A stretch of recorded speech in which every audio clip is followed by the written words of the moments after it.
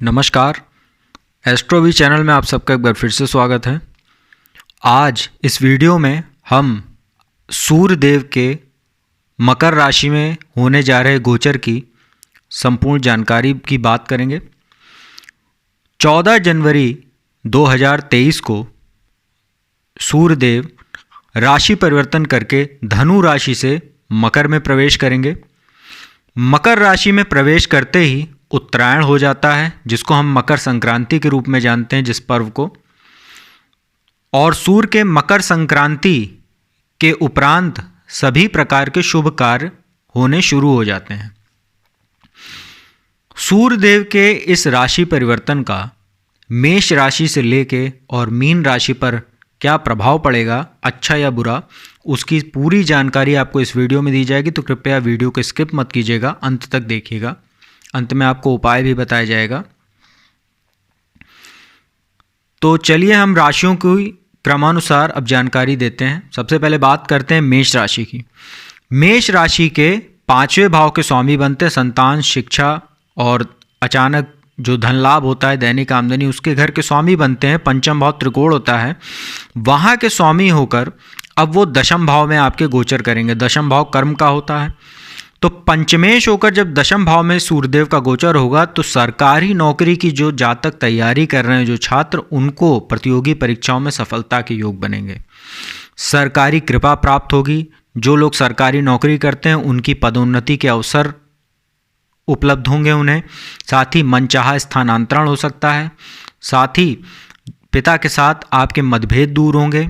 पिता का जो है आपको साथ मिलेगा। यदि आप पिता के साथ कोई बिजनेस करते हैं तो उसमें जो है आपकी पिता के साथ काफ़ी अच्छी जो है केमिस्ट्री रहेगी। आप दोनों एक दूसरे के साथ मिलकर काफ़ी बिजनेस को आगे बढ़ाने का भी काम करेंगे इस गोचर के दौरान।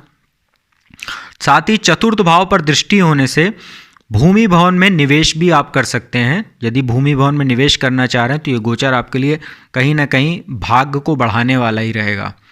तो मेष राशि वालों के लिए ये गोचर जो मकर संक्रांति के उपरांत जो मकर राशि में होने जा रहा है सूर्य का 14 जनवरी को, ये काफ़ी लाभदायक रहेगा। वृषभ राशि की बात करते हैं। वृषभ राशि के भाग्य स्थान में गोचर होगा और चतुर्थ भाव के स्वामी जो भौतिक सुख साधन का घर होता है, वहाँ के स्वामी बनकर सूर्य जो है अब आपके भाग्य स्थान में गोचर करेंगे। तो कहीं ना कहीं भाग्य का आपको सहयोग मिलेगा और धर्म कर्म में आपकी रुचि बढ़ेगी। धार्मिक यात्राएं आप करेंगे।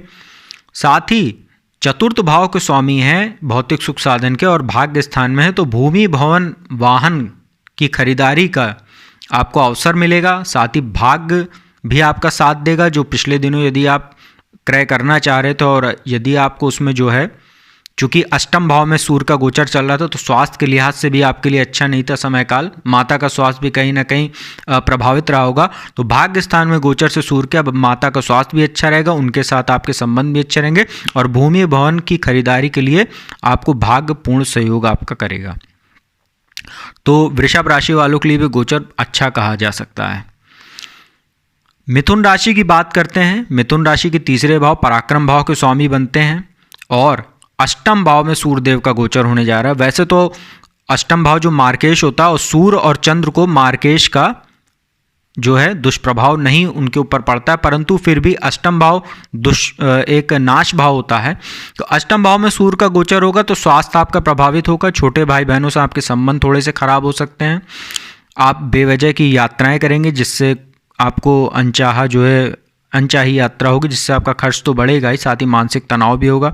स्वास्थ्य भी आपका काफ़ी प्रभावित होगा मिथुन राशि वालों को, क्योंकि अष्टम भाव में सूर्य बैठेंगे तो आपको सर दर्द, माइग्रेन, हड्डियों में दर्द, नसों में समस्या, इन सब चीज़ों की आपको प्रॉब्लम देखने को मिलेगी।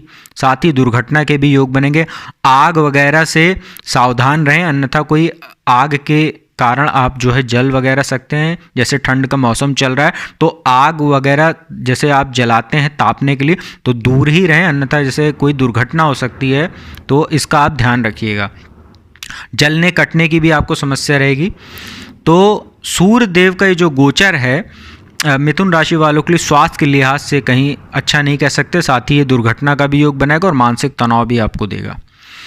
कर्क राशि की बात करते हैं। कर्क राशि के सप्तम भाव में गोचर होने जा रहा है। धन भाव के स्वामी होकर सप्तम भाव में है, वैवाहिक सुख के घर में, साझेदारी के घर में है।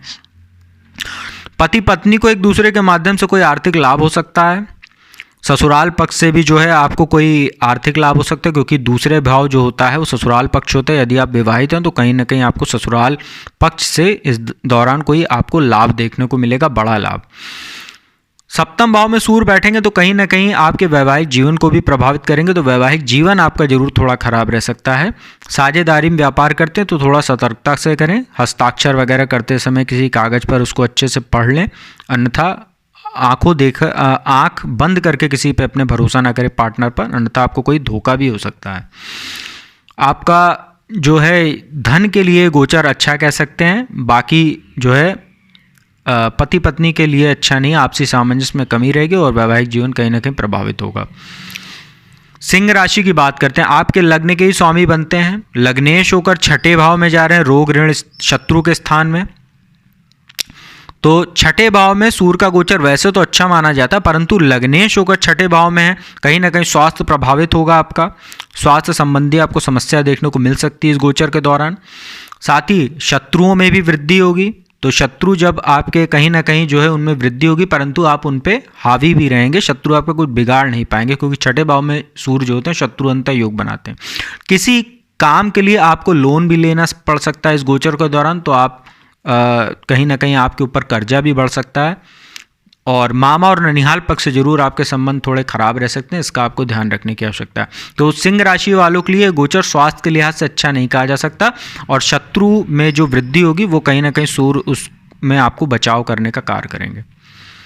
कन्या राशि की बात करते हैं। कन्या राशि के 12वें भाव के स्वामी बनते हैं और पंचम भाव त्रिकोण में जा रहे हैं। पंचम भाव उनका कारक स्थान है शिक्षा और संतान का, परंतु द्वादशेश होकर जो नाश भाव होता है 12वां भाव, उसके स्वामी बनकर पंचम भाव जो शुभ स्थान होता है, लक्ष्मी का घर होता है, वहां पर जा रहे हैं, तो शिक्षा को प्रभावित करेंगे। शिक्षा में बाधा उत्पन्न होगी। संतान की ओर से आपको कोई अशुभ समाचार मिल सकता है, संतान को कष्ट हो सकता है किसी प्रकार का। संतान उत्पत्ति में भी आपको बाधा देखने को मिलेगी। अनावश्यक खर्च आपके इस दौरान आपके सामने आएंगे। साथ ही बेवजह की आप यात्राएं, भौतिक सुख साधनों में वृद्धि होगी, क्योंकि 12वां भाव खर्च का है और पंचम भाव आमदनी का है, तो आमदनी से ज़्यादा खर्च आपका बढ़ने लगेगा। तो कहीं ना कहीं मानसिक तनाव भी आपका बढ़ सकता है, क्योंकि पंचम भाव मन का भी कारक होता है, तो मानसिक तनाव भी आपका बढ़ेगा। तो कन्या राशि वालों के लिए गोचर कहीं ना कहीं समस्याओं को पैदा करने वाला रहेगा, तो इसका आप ध्यान रखिएगा। तुला राशि की बात करते हैं। तुला राशि वालों के लिए गोचर अच्छा है। तुला राशि के लिए एकादश भाव जो 11वां भाव था लाभ का स्थान, उसके स्वामी बनकर चतुर्थ भाव में गोचर करेंगे। वैसे तो चतुर्थ भाव में सूर्य बैठते हैं तो माता के साथ संबंध भी खराब करते हैं, उनका स्वास्थ्य भी प्रभावित करते हैं, परंतु सूर्य आपकी कुंडली में लाभेश होते हैं। और चतुर्थ भाव भौतिक सुख साधन का, भूमि भवन वाहन का घर होता है, साथ ही जनता का भी घर होता है। तो भूमि भवन वाहन प्रॉपर्टी में आपके जो है निवेश के लिए अच्छा समय रहेगा। प्रॉपर्टी में आपकी जो है अधिकता रहेगी, आप एक से ज़्यादा प्रॉपर्टी खरीद सकते हैं, आप एक से ज़्यादा वाहन क्रय कर सकते हैं इस गोचर के दौरान। साथ ही यदि राजनीति वगैरह जुड़े या सामाजिक कार्य करते हैं तो भी आपको जनता में आपकी प्रसिद्धि बढ़ेगी और जनता की ओर से आपको साथ भी मिलेगा, और आपको कहीं ना कहीं इस गोचर के दौरान नाम, यश और लाभ तीनों की प्राप्ति होगी। तो तुला राशि वालों के लिए गोचर काफ़ी अच्छा है। वृश्चिक राशि की बात करते हैं। वृश्चिक राशि के तीसरे भाव अर्थात पराक्रम भाव में गोचर होगा और दशम भाव के स्वामी होकर दशमेश होकर तीसरे भाव में रहेंगे। दशम भाव सरकार का होता है, राजनीति का होता है और कर्म का होता है। तो आप यदि राजनीति से जुड़े हुए हैं तो आपका वर्चस्व उसमें बढ़ेगा, आप कोई सफलता अर्जित कर सकते हो। कोई चुनाव लड़ने जा रहे हैं वृश्चिक राशि वाले, उनको सफलता मिलेगी। सरकार की ओर से आप सम्मानित हो सकते हैं किसी कार्य को लेकर, यदि आप सामाजिक कार्यकर्ता हैं या राजनीति में हैं। सरकारी अधिकारियों को भी फायदा होगा। साथ ही आपके जो रुके हुए कार्य पिछले दिनों थे, धन संबंधी, कहीं आपने रुपए दे रखा था और फंस गया था, या कहीं आप रुपए उधार देकर परेशान थे, वो आपके रुपए कहीं ना कहीं अगर आप एफर्ट करें इस गोचर के दौरान अगले एक महीने 14 जनवरी के बाद से, तो वो धन आपको, रुका हुआ धन आपको मिल सकता है। और सरकारी कृपा आपको इस गोचर के दौरान पूरी रहेगी। पराक्रम में आप पे वृद्धि रहेगी और आप अपने समस्त रुके हुए कार्यों को इस गोचर के दौरान पूर्ण करेंगे। तो वृश्चिक राशि वालों के लिए भी गोचर पराक्रम बढ़ाने वाला और कहीं ना कहीं सामाजिक प्रतिष्ठा और वर्चस्व को आपके बढ़ाने वाला रहेगा। धनु राशि की बात करते हैं। धनु राशि के लिए वैसे भी ये महीना बहुत अच्छा है, क्योंकि 17 जनवरी 2023 को शनि जब कुंभ राशि में प्रवेश करेंगे तो शनि की जो 7.5 वो धनु राशि वालों पर से उतर जाएगी। तो जो धनु राशि है उनके लिए गोचर अच्छा है, धन के लिहाज से तो बहुत ही अच्छा है, क्योंकि आपके भाग्य स्थान के स्वामी बनते हैं सूर्य, और भाग्य स्थान के स्वामी होकर दूसरे भाव जो वाणी का भाव होता है, ससुराल पक्ष का होता है, प्रारंभिक शिक्षा का होता है, संचित धन का होता है, परिवार का होता है, वहाँ पर गोचर करेंगे। तो ससुराल पक्ष की ओर से आपको अच्छे संबंध आपके उनके साथ रहेंगे, यदि आप विवाहित हैं तो संचित धन में आपकी वृद्धि होगी। वाणी का घर होता है दूसरा भाव, तो सूर्य जो है आपके, यदि आप कंसल्टेंसी से जुड़ा कोई बिजनेस करते हैं, कहीं सलाहकार वगैरह हैं, तो आपके वाणी में प्रभाव देखने को मिलेगा, काफ़ी वाणी प्रभावशाली रहेगी, जिससे आप अपने बिजनेस को या कार्य व्यापार को बढ़ाने में ये योगदान देगा। पैतृक संपत्ति का कोई मामला चल रहा है तो उसमें जरूर सूर्य समस्या पैदा कर सकते हैं, साथ ही दुर्घटना के भी कुछ योग बनेंगे यहाँ पे। स्वास्थ्य भी आपका प्रभावित रह सकता है। परिवार में थोड़ा सा आपकी वाणी, चूंकि सूर्य एक अग्नि प्रधान उनका तत्व जो है वो अग्नि है, तो कहीं ना कहीं वाणी में कटुता ला देंगे, वाणी में आपके दोष एक उत्पन्न होगा, जिससे परिवार में कलह वगैरह की स्थिति उत्पन्न हो सकती है। साथ ही पैतृक संपत्ति कोई मामला तो आपकी वाणी की वजह से वो कहीं ना कहीं कार्य आपका बनते बनते बिगड़ सकता है, तो इसको आप थोड़ा सा ध्यान रखें। बाकी ये गोचर आपके लाभ के लिए, धन के लिए और भाग्य को बढ़ाने वाला ही रहेगा। मकर राशि की बात करते हैं। मकर राशि वालों के लिए कहीं ना कहीं गोचर थोड़ा सा समस्या पैदा करने वाला है, क्योंकि एक तो सूर्य और शनि आदर्श शत्रु हैं, मकर राशि उनकी कोई प्रिय राशि तो है नहीं, तो लग्न में विराजमान रहेंगे सूर्यदेव और आपके अष्टम भाव के स्वामी बनते हैं, अष्टमेश होकर लग्न में आ रहे हैं, तो आपका कहीं ना कहीं स्वास्थ्य आपको समस्या देगा, आपके सामाजिक प्रतिष्ठा में आपकी कमी आ सकती है, आप कोई ऐसा कार्य ना करें जिससे आपकी प्रतिष्ठा धूमिल हो। साथ ही आपकी स्थिति थोड़ी सी मानसिक तौर पे भ्रमित रह सकती है, आपके कार्य में अवरोध उत्पन्न होगा, भाग्य का आपको सहयोग कम मिलेगा। साथ ही दुर्घटना वगैरह का भी योग बन सकता है, क्योंकि लग्नेश अष्टम में हो या अष्टमेश लग्न में हो, तो दोनों ही स्थिति में दुर्घटना के योग बनते हैं और स्वास्थ्य प्रभावित होता है। स्वास्थ्य को पर जो है ज़्यादा खर्च भी होने लगता है, अनावश्यक खर्च भी बढ़ जाता है इस गोचर के दौरान आपको देखने को मिलेगा। तो कहीं ना कहीं मकर राशि वालों के लिए गोचर अच्छा नहीं कहा जा सकता। वैसे भी शनि और सूर्य जो है आपस में उनकी बनती नहीं, 36 का आंकड़ा रहता है, तो यह मकर राशि वालों के लिए गोचर अच्छा नहीं कह सकते हैं कुछ मामलों में। कुंभ राशि की बात करें तो कुंभ राशि के लिए भी यह गोचर बहुत अच्छा नहीं है, क्योंकि आपके सप्तम भाव वैवाहिक सुख के स्वामी बनते हैं सूर्य और 12वें भाव नाश भाव में जा रहे हैं, उनका गोचर 12वें भाव में नाश भाव में होने जा रहा है, तो वैवाहिक सुख को डिस्टर्ब करेंगे। पति पत्नी में कुछ ऐसी बात हो सकती है जैसी छोटी छोटी बात कभी कभी बड़ा रूप ले लेती है विवाद का, तो तलाक की भी नौबत आ सकती है। साथ ही आप इस गोचर के दौरान यदि कोई आपका कोई प्रेम प्रसंग का मामला चल रहा है वो भी उजागर हो सकता है, जो पति पत्नी में आपसी सामंजस्य बिगाड़ने का काम करेगा। साझेदारी व्यापार करने वालों को भी कहीं ना कहीं समस्या देखने को मिलेगी। आपका स्वास्थ्य भी कहीं ना कहीं प्रभावित होगा, अनावश्यक खर्चे आपके बढ़ेंगे, आप बेवजह के खर्चों पर जो है खर्च करेंगे जो अनावश्यक है, और उससे आपका मानसिक तनाव भी बढ़ेगा और आपका धन नुकसान भी होगा। कोर्ट कचहरी के मामलों में भी आपको आशानुरूप सफलता नहीं मिलेगी, उसमें विलंब होगा, और अपने आप को इस गोचर के दौरान वाद विवाद से दूर रखें, अन्यथा किसी कानूनी मामले में भी आप फंस सकते हैं, क्योंकि 12वां भाव नाश का है, वहाँ पर सूर्यदेव शत्रु राशि में, मकर राशि में, तो कुंभ राशि वालों के लिए भी गोचर अच्छा नहीं कह सकते हैं। अंतिम राशि मीन की बात करते हैं। मीन राशि वालों के लिए यह गोचर कुछ मामले में बहुत अच्छा है, चूंकि छठे भाव के स्वामी रोग ऋण शत्रु के स्वामी हैं, परंतु एकादश भाव में उनका गोचर होने जा रहा है, और 11वें भाव में कोई भी ग्रह अशुभ फल नहीं देता है। तो छठे भाव में सूर्य का गोचर, माफ कीजिएगा, छठे भाव के स्वामी होकर एकादश भाव में, एकादश भाव भाई का, बड़े भाई का घर होता है, तो बड़े भाई का स्वास्थ्य थोड़ा सा प्रभावित हो सकता है, आप उसका ध्यान रखिएगा।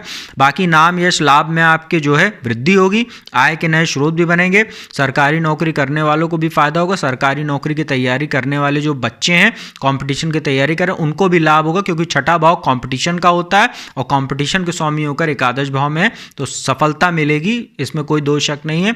शत्रु आपके परास्त होंगे।